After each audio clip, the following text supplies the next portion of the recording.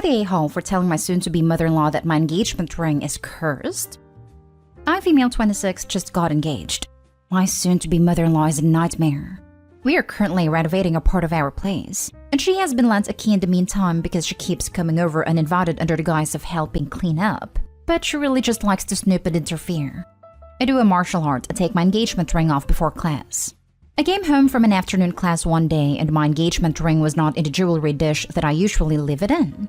I asked her about it, and she told me that she'd taken it to a jeweler to get it cleaned. She looked super smug about it, and when I asked her which jeweler, she pretended she couldn't remember. I didn't want to give her the satisfaction of having a reaction to it, so I just let it slide for a couple of days. A couple of days passed that I asked her about it again, and she's super vague, still pretending she can't remember which jeweler, and saying she's too busy to go pick it up anytime soon. So I said, wow, I really feel for that jeweler. Hope nothing happens to her. She asked what I meant, and I told her that my superstitious Brazilian grandmother had performed some traditional ritual on it that's usually known to curse anyone who takes or handles the ring other than the owner. She looked uneasy and asked me a couple more questions about this ritual, and I made some story up about how my mother's ring had been taken by a burglar who was crushed by a pillar of cement on his way out of the house. I totally made this entire ritual up, and I do have a Brazilian grandmother, but obviously she did not do some ritual to my ring. The next day, my fiancé told me that while I was out, she was there to clean up a bit, and lo and behold, I get home, she had already left, and find my ring where I had left it. It didn't even look any cleaner than it had before, lol. A week later, I received an abusive call from her, saying she'd been in a minor car accident and she was blaming me and my witch doctor grandmother, saying she was now cursed for having touched it. I passed the phone to my fiancé to try to calm her down, but she was hysterical. I told my fiancé what I told her and she scolded me a bit because we both know how she is, and I should have known she'd react this sort of way. It's been another week since then, and she refuses to talk to me and keeps slandering me to my fiancé. Overall, he sort of recognizes how ridiculous she's being, but the drama of the situation is making me wonder if the whole curse tale was taking it a bit too far. So, am I the a-hole? Now for the top comments. Not the a-hole. That's hilarious. The nerve of her, taking your ring. She deserves the curse. I'm just sorry it's causing trouble for you. I kind of think your fiancé earned it by tolerating her behavior and not having changed the locks already. Also, have you checked your ring? I don't understand why I should take it unless it was to keep it away from you. Does she approve of the engagement? Or of you taking it off even if it's for a good reason? Was she going to swap stones or claim to have lost it? I'd really need to know her motivation for taking it. You might want to come clean before she meets your grandmother at the wedding though. She's never vocally disagreed with engagement, but she has definitely interfered. I personally think it was just to mess with me, or keep it for me. I really don't know. I don't think she ever even took it to a jeweler, to be honest. You should tell her there's no way she could have even been cursed, since she took the ring with good intentions, and a curse only curses people with bad intentions.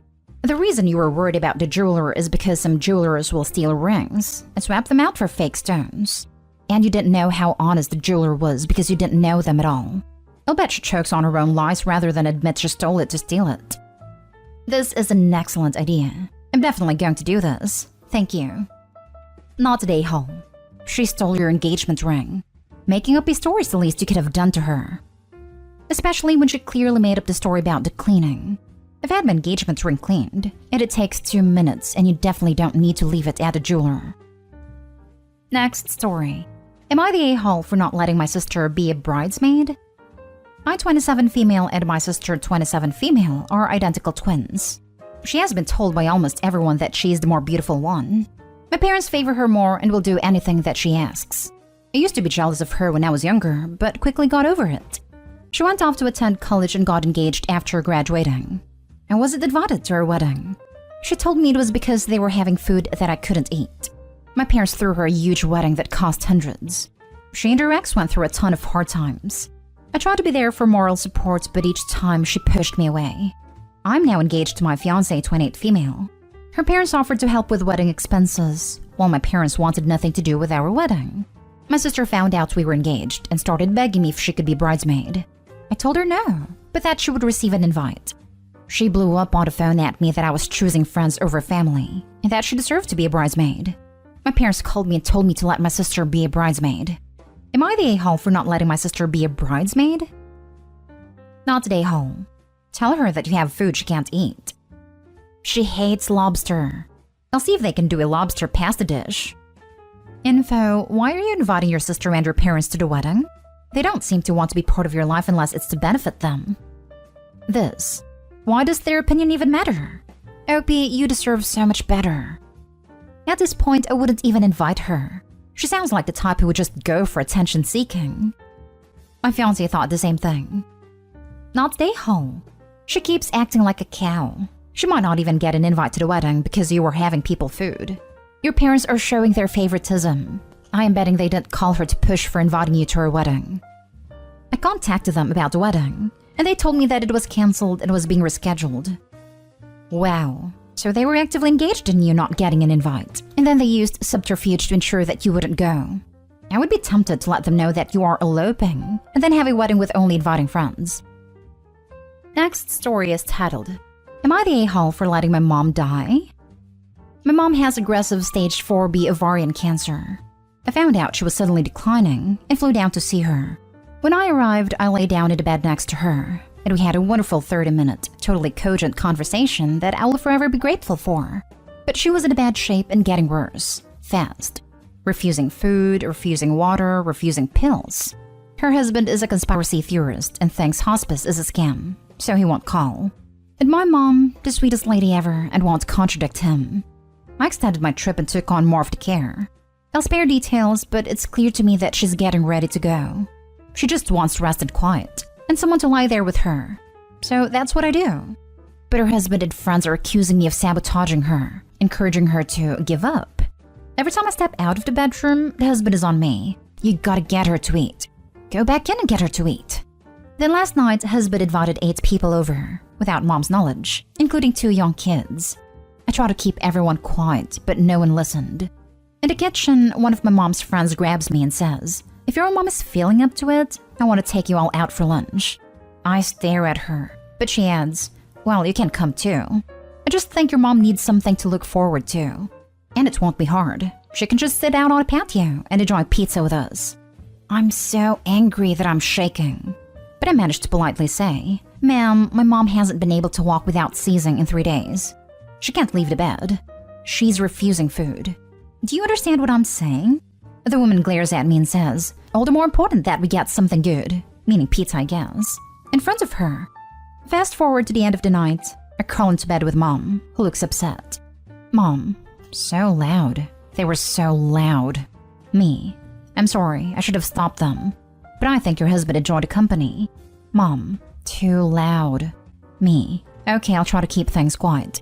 Do you feel comfortable telling husband that you didn't like it? Just then, her husband walks in as I'm prepping a procedure. Husband, hey baby, did you enjoy that? Mom, no, not really. Husband, not really? Belly laugh. Yes, you did. Mom, no, I really didn't. Husband, see the kids aggravated you? That's how you know you liked it. Laughs. Incandescent rage. But yelling will just upset Mom more, so I don't.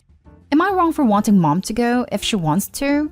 She was the most spunky, full of life person I ever knew. She would not want to live like this.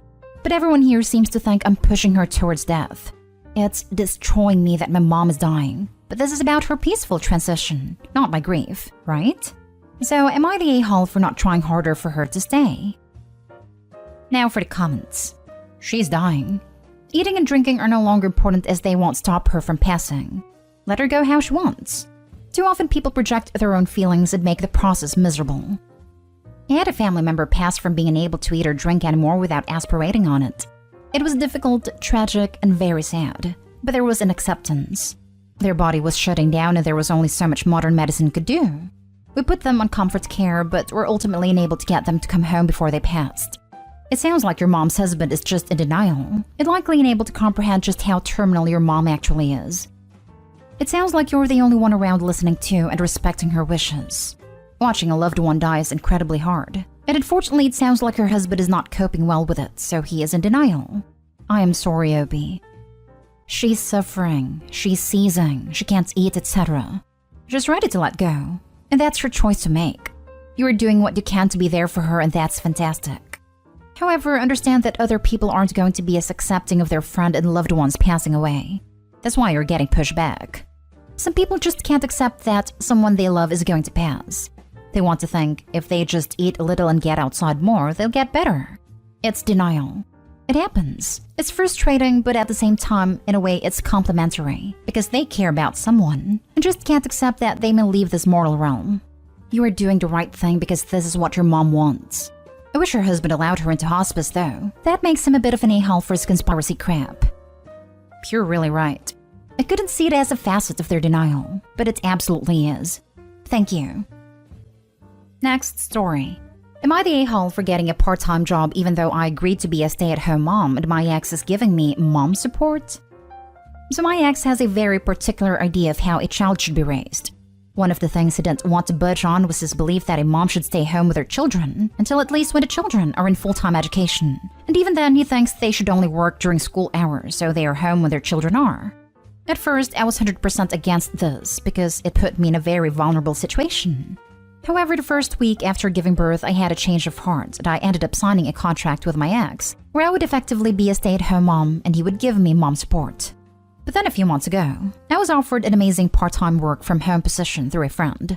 Honestly, it was too good for me to turn down. And I had been having doubts about what I had agreed to since our son was a year old. He's almost 4. My ex was my sole income, and he owns the house I'm living in, so he has a lot of power over my life.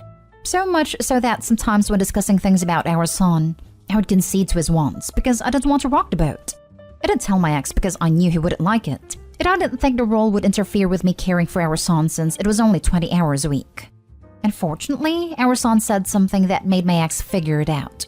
My ex was furious. He wanted me to quit immediately, and when I said no, he said I could either quit or we could work this out through the courts. He said I had breached our contract and said I was being selfish since he was taking care of my every needed want.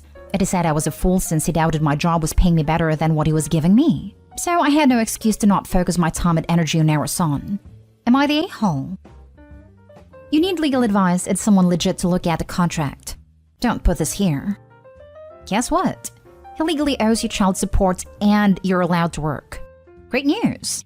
Signing this contract is some next-level narcissistic control behavior on his part. And honestly, strange. You need to get some legal advice ASAP. You're not the a-hole. If she signs a contract saying she would not work in exchange for a stipend, potential above the child support would be, and free housing, she may not be allowed to work. It is time for legal advice. Not the a-hole. Also, I highly doubt any court of justice would consider this contract valid. You can't force a person to not work. Many companies have been making their employees sign a non-compete agreement, and there have been more and more people contesting those. And from what I saw, the company always lose. The worst that will happen, he will stop paying you. Then you can sue him for child support. So he'll have to pay anyway, and you can start working. Now for the last story. Am I the a-hole for not watching my nephew while my sister goes on vacation? Back at the start of 2020, I, 24 female, agreed to watch my sister's 28 female son, whom I'll call Joe, 4 male, while she went a week-long vacation with her boyfriend. Joe is a great kid to get along with well, and I had, and have, absolutely no problem watching him. But as you might imagine, she didn't end up going on that vacation, so I never watched Joe. Fast forward a year and a half. My sister and her boyfriend have decided to go on their vacation now, and she asked me to watch Joe for her again. But now there's a problem. I got a pandemic puppy Charlie last year, and my sister is irrationally afraid that Charlie will attack Joe if they're together for too long. Charlie and Joe have been together many times, and there has never been a problem, so I don't understand her fear. Charlie's a very sweet dog. He did growl at Joe once, but even my sister admitted that Joe was bothering him too much, and Charlie would never ever bite anyone. My sister expects me to take Charlie to a kennel for a week they'll be gone. I am unwilling to do this, as, first of all, I can't afford it. And second, Charlie's never been apart from me for more than a few hours. My sister told me that I should have no problem being apart from Charlie if she doesn't have a problem being apart from Joe, but I didn't like that. I told her that I have no problem watching Joe, but Charlie will have to be there. And if she doesn't like that, then I can't watch Joe. She is telling me that no one else is able to watch Joe, and that I can't go on their vacation as it's meant to be romantic.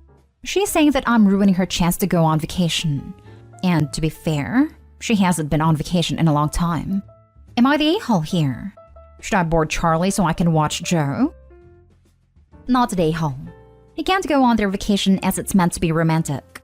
Boo freaking who. The priority is the kid.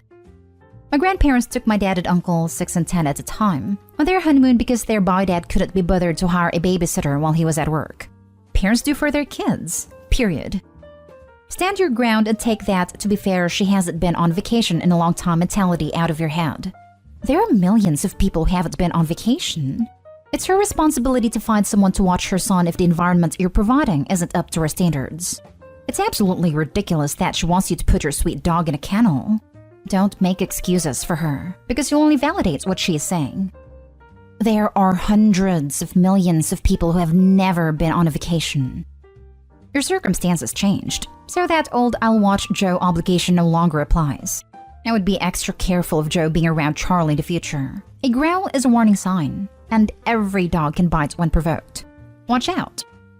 I'm always careful with them. I know even the sweetest dog can bite, but I really do think Charlie would have to be provoked. I guess mostly worried about Joe not understanding Charlie's boundaries, but they would never be left alone for more than a second.